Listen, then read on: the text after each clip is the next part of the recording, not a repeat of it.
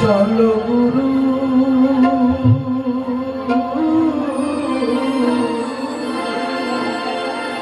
যাই পুজো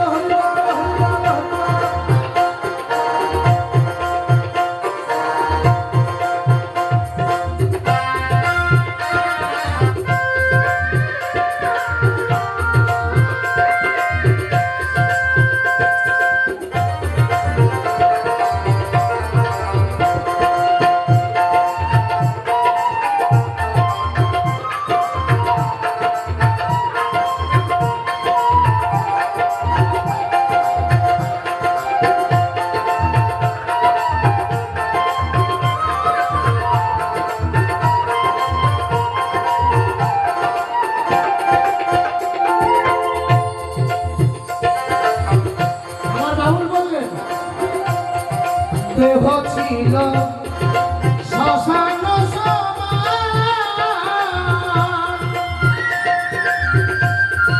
গুরুরে সেবা দিয়ে করব ফুল বাগান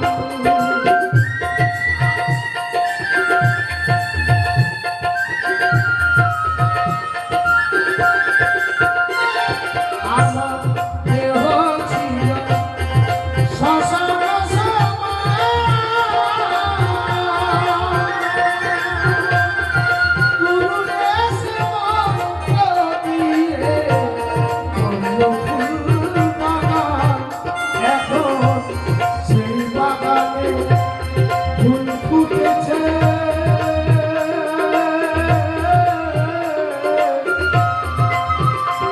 এখন সেই বাগানে ফুল ফুটেছে ও সেথায় ঘর চাঁদনি রাজ করে সেথায় ঘর চাঁদনি রাজ করে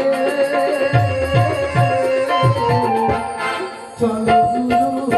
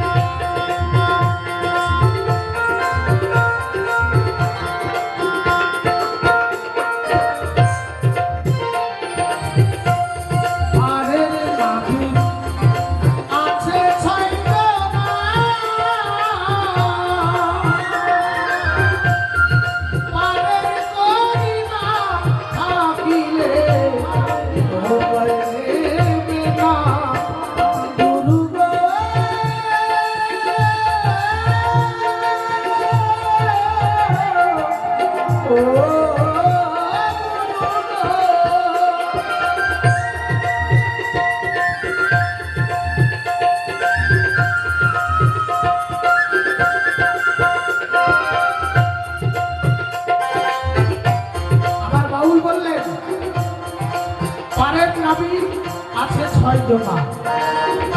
ভাইরা ভালো করে শুনুন, এটা হচ্ছে বাউল গান। আমার পদকর্তা বলেছেন যে বয়াকার হচ্ছিল বাউল। আপনারা এসেছেন বাউল গান শুনতে। এই বাউল শব্দের অর্থ কি? বাউল কাকে বলে? ব আকার হচ্ছিল বাউল। এই বটাকে, বয়ের আকারটাকে, হস্যটাকে আর লটাই মারবে। একটু জানতে হবে তো বাবা। আপনারা বাউল শুনতে এসেছেন তো জানবেন না? আমার বাউল বললেন যে বয়ে ব্রহ্মশক্তি, আকারে ধারণ, হস্যতে তার উজ্জ্বল রস, লয়ে লস্য শক্তি নারী নিয়ে যারা উদ্ভূতি খেলা করেন তারা হলেন বাউল। আমার আরো কথা বললেন বটা দেখতে কেমন না? বটা দেখতে 3 গোটা। ভগবানটা কি তুলবে মনে?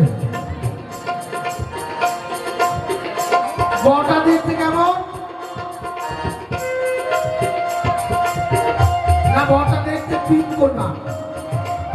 অর্থাৎ ব শব্দে আমার ত্রিনয়নী মা, ব শব্দে ব্রহ্মা বিষ্ণু মহেশ্বর, ব হচ্ছে সপ্তম শিবম সুন্দরম, ব হচ্ছে গঙ্গা যমুনা সরস্বতী। এই বয়ের রূপ। আকার, আকার কি না? আকার শব্দে পিতা, হস্য শব্দে উজ্জ্বল ভাবে, ল শব্দে তাদের চরণে, ওই পিতামাতার চরণে যিনি অগ্রসর হতে পারেন তিনি হলেন বাউল। এবং দেখুন বাউল বাতুল শব্দ থেকে এসেছে বাউল। বাতুল মানে কি?